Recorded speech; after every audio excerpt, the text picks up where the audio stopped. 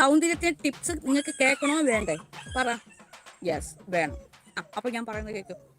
അപ്പോൾ എന്താണ് ഞാൻ പറഞ്ഞത്? മൂക്കിനെ കുറിച്ച്.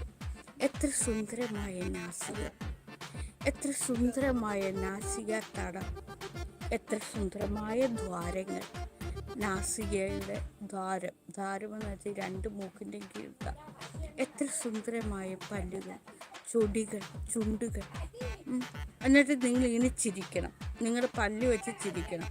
അപ്പോൾ നിങ്ങൾക്ക് മഞ്ഞായിട്ടെങ്ങാനും തോന്നുവാണെങ്കിൽ നന്നായിട്ട് ഇങ്ങനെ കൈ വെച്ച് അമർത്തി ഇങ്ങനെ പല്ല് കേൾക്കണം കേട്ടോ. നിരന്തരം പല്ല് കേൾക്കണം. പല്ല് കേൾക്കുന്നുണ്ടെങ്കിൽ പല്ല് നന്നായിട്ട് വെളുക്കും. അപ്പോൾ നിങ്ങൾക്ക് സൗന്ദര്യം കൂടും കേട്ടോ.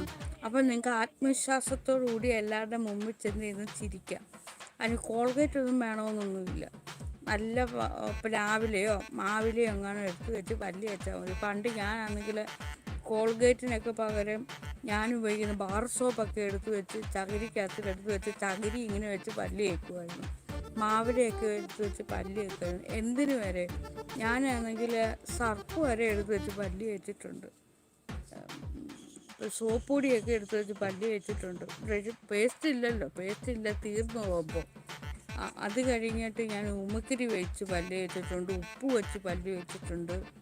പിന്നെ ഈ മണ്ണ്, ഈ പൊടി കുഞ്ഞു മണ്ണ് വെച്ച് ഇങ്ങനെ വെച്ച് പല്ല് വെച്ചിട്ടുണ്ട്.